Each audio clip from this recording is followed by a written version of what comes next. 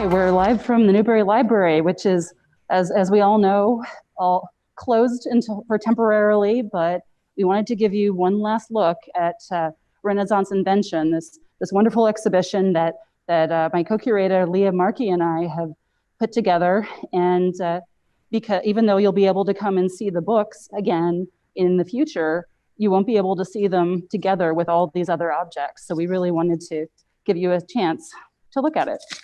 So we're going to turn it around here.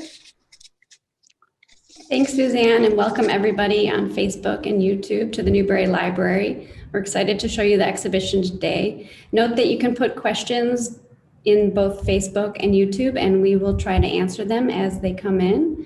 So as Suzanne is entering the gallery, I'll just briefly introduce you to the exhibition.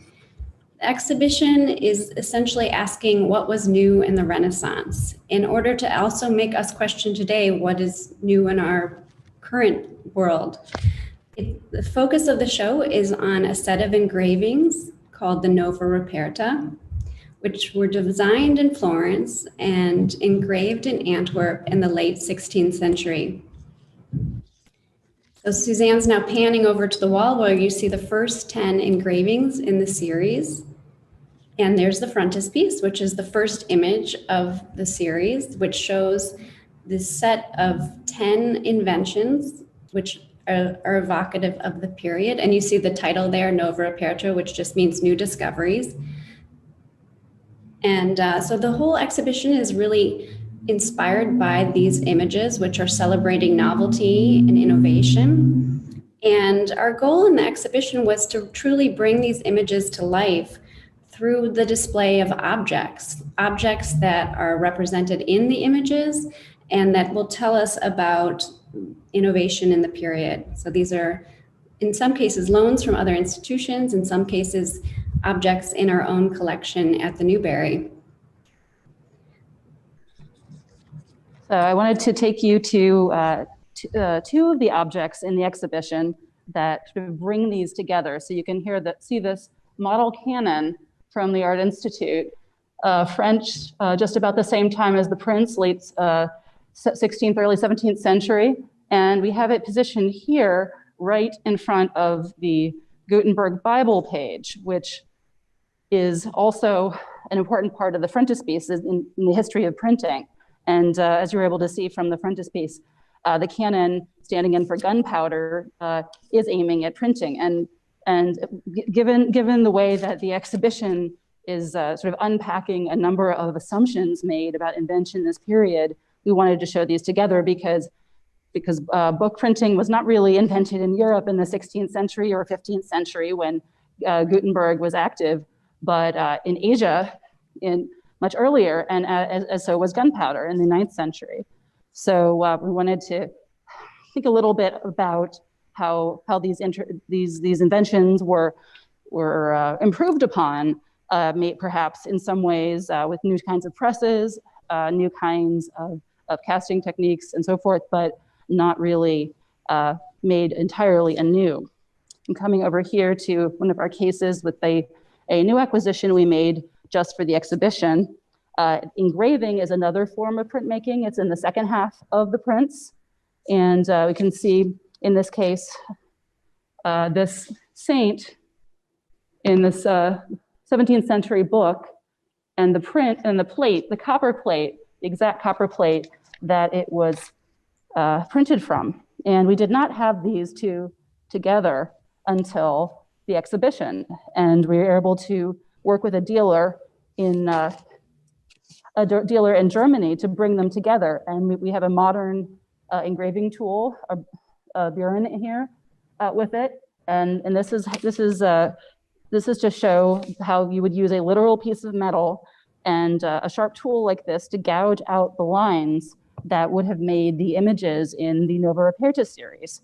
And while there were many lists at the time of innovations, and lots of thinkers, including in the academy that the artist Johannes Stredanus, his patron, was in, but none of the other ones actually used engravings in such extreme detail to show the innovations. So we wanted to really think about how these objects were made and when these techniques were developed.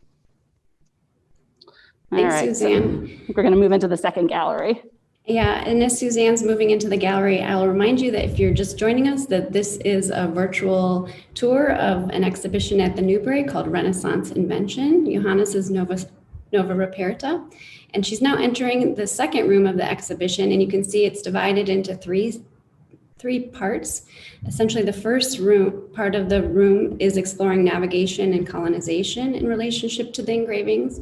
The second part deals with warfare and machines, and the third, the transformation of substances.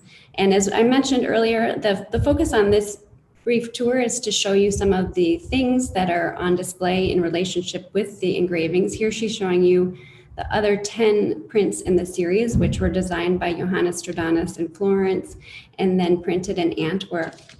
And you can see the variety of technological innovation on display, from windmills to water mills, armor polishing, the Astrolabe. And so our goal in the show was to demonstrate the workings of some of these items that are highlighted in the engravings. So here we have a case of objects from the Adler Planetarium that we have on loan. We were thrilled to collaborate with them on this. You see an Astrolabe there on your left, which was actually found in the shipwreck of the Atocha. It dates from about 1620. In the middle of the case, there's a lodestone, and then you have an armillary sphere. And all of these are featured in the engravings. And by showing the objects, we really wanted you to get a sense of their dimension, the dimensionality of these things and how they function. And Suzanne's traveling through the space over to some of the books to see how the books are in dialogue with the objects.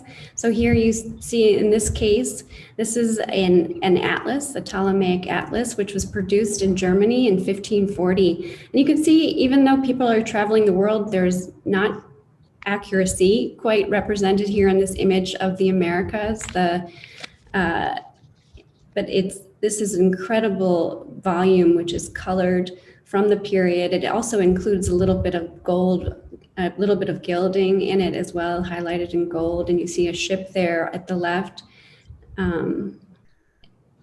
If you can zoom in further, you can see even little cannibals represented in Brazil, which was a common trope from the period. This sense of not knowing who was living in these places. This idea that there were foreigners, monsters, cannibals in these new unknown lands.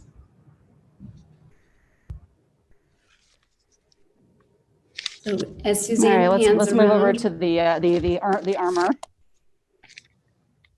We looked briefly at the armor polishing plate a bit ago, but this is really, I don't know, what sort of the pièce de résistance in a way in the exhibition, because that print from Stradamus is the only one that has from this period that shows how you polished armor, and you would do it to deflect blows and have bullets glance off a little bit more. And it really was a functional element of this. And we didn't want to show a full suit, because that's not how you polish armor.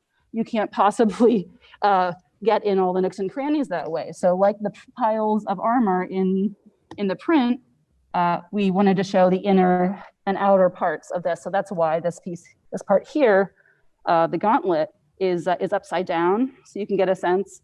You can see some of the hatching marks from former polishing on the armor here as well. Oops, sorry about that. So, and then there's the stirrups over there.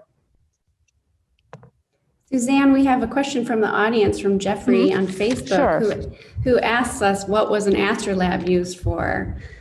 It depends on the type of Astrolabe. The ones we have in the exhibition are mariners' astrolabes. So I'll go back to it for a second. Yeah. And it was used for navigation on a ship, and the fact that they were very very prominently used is attested by the fact that I think about half of the ones that survive now are actually found in shipwrecks. This one, I think, was in use probably for almost a decade before it did sink. It was on a treasure galleon that was Spanish, and the curator at the Adler, who has kindly loaned this to us, has pointed out that the instrument was Portuguese, though. So I think it's probably the Spanish navigators that couldn't work with it. But yeah, so this is really, I mean, you can still read the markings on it. And if you look at on our website, we have a little video with Pedro showing you how you would use the sun's rays through the little hole in the side there to help calculate your location. Yep. Yeah, we invite you to check out our digital resources related to the exhibition, where you can watch the video where Pedro explains in great detail about the function. Yep. All right. To finish off with the mechanics, here's the last item from the Adler is this wonderful iron clock, and we liked it because it has internal workings slightly visible, and because of the way that the whole series talks about collaboration, we wanted to be able to show the gears a little bit, and the print in the series in the first room shows a little bit of that. But it's really just a beautiful piece of Augsburg German workmanship. Well, you can see the reflection here. And this was an innovative object because it was the beginning of the portability of the clock and a new conception of time in this period.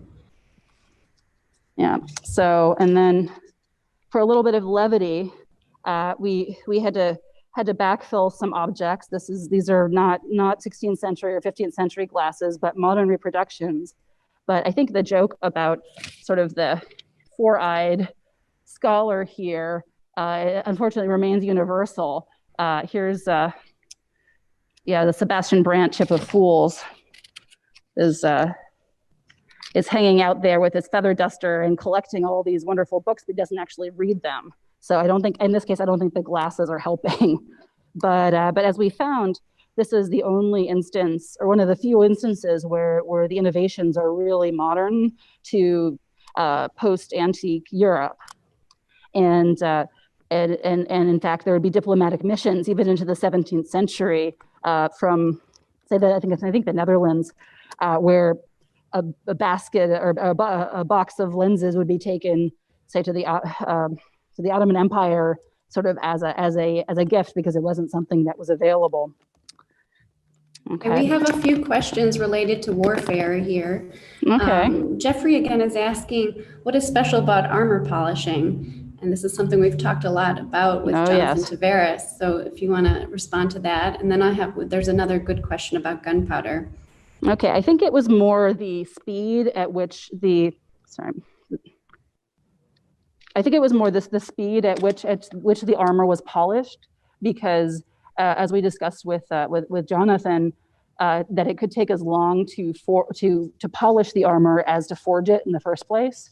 So a lot of your labor time went into that. So using sort of a mill-like structure with a sandpaper like paste, you could really speed up, maybe using pack animals or water, you could really speed up the process. So the idea is that it's very functional. You can see a little bit of, there's sort of an opening at the bottom left of the print that could be a stream of water under there. But yeah, you basically, if the sooner you can get your new armor, the sooner you can go to war and be protected. Yep. I hope that answers your question. And Don asked on Facebook a complicated question. He says he went to the exhibition last week and he was wondering about the discovery of gunpowder in the period and how long did it take for society to make a value judgment about the harm that it would do. That was quite immediate. Oh, goodness. There are definitely sources. We're still arguing about that in the US, though. Yeah, this is true. But I mean, there are sources quite early on. I believe Ariosto talks about gunpowder in the 16th century. It was an immediate reaction to it. So there was conflict about it at the moment. So I think And go back over to. We're highlighting a case here that is focused on the transformation of substances that are dealing with distillation tools right here. Another great colored book. This is a book about sugar, which is another innovation in the print series. And then this other book and the material next to it relate to syphilis, because one of the prints in the series is devoted to the supposed cure for syphilis or treatment for syphilis. And this is an image in the series that is maybe most relevant to our moment today, because syphilis was a pandemic. It was, in this case, a venereal disease, but it affected a great part of the population in the 16th century. There was a lot of confusion about how it was spread initially. And this wood from the New World, from the Caribbean, which is called guaiacum, the plant is called guaiacum, and there was the belief that this plant could, if you mashed it up and you cooked it in a certain way, that it could be help to cure you of the disease. It actually didn't work, but it helped to treat people with syphilis, and it was better than mercury and other supposed cures of the time.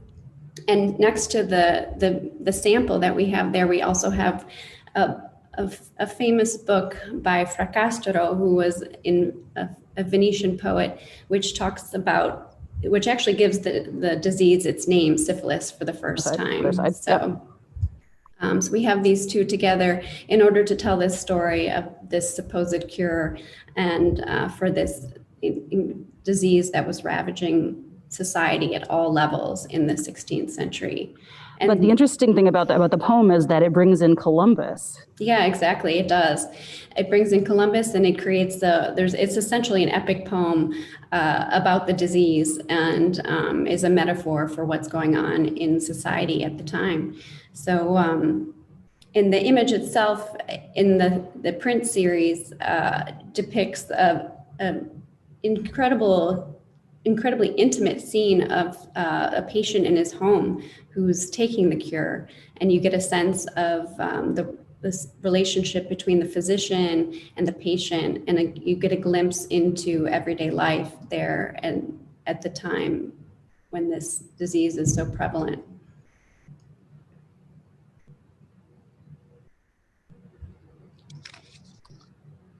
So I think now we're going to segue over on the other side of the wall, where we have a series of prints devoted to silk production, which is another substance of great importance in the 16th century, particularly in Florence. This is a major industry in Florence.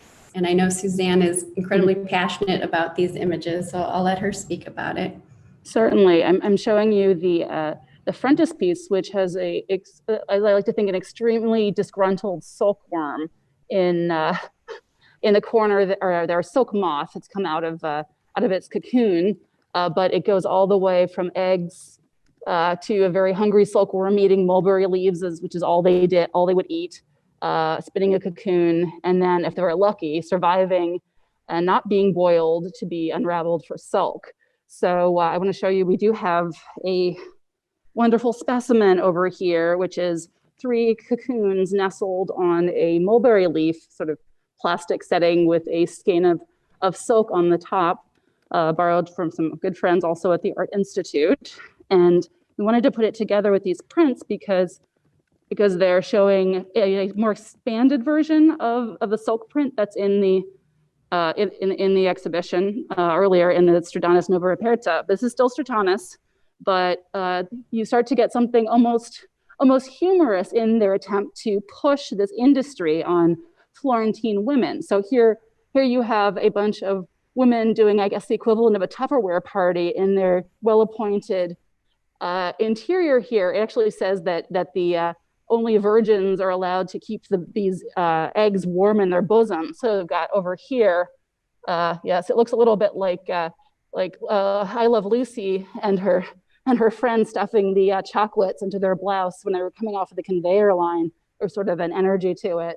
But then you end up with a scene at the end of the series of the prints the silk cocoons being unraveled, being boiled. You can see the fire but this is apparently still fairly similar to natural silk production today. So just to try to think about, what changes and what stays the same. But yeah, we just to think about the way that Jordanis was trying to widen his audience to involve women. In fact, the dedicatee of the series is, and possibly patron, is a woman, the sister of his patron for the Nova Repairta. So we want to bring it back to the modern day, and to do that, we have a little request. We have a survey that's going to go in the chat, or you should be able to see it on Facebook. But we want you to go in and think about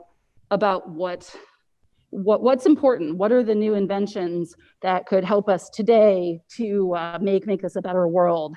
Maybe it's not about being one of the Medicis and taking over everything anymore, but it's about how can we help people? How can we get a vaccine that we can trust? What are the things that, we're no longer using movable type in the same way, but what is it that does it take to trust what's in social media, what's in print? And these are all issues that we can still discuss. And finally, why is it that they put guaiacum in the series and not rhubarb? Because there are two books, at least in this exhibition, in which the miraculous properties of rhubarb, newly discovered in China, are thought to possibly be the next panacea. So I don't know, maybe we should all have rhubarb pie at Thanksgiving this year, just in case. All right. That's a good way to conclude, Suzanne. So yeah, we invite you to look at our digital resources and explore the Nova Repairta through them as well. And thank you for coming on this virtual tour and for asking so many great questions. We're sorry we couldn't get to all of them, but we're happy to talk further in the future.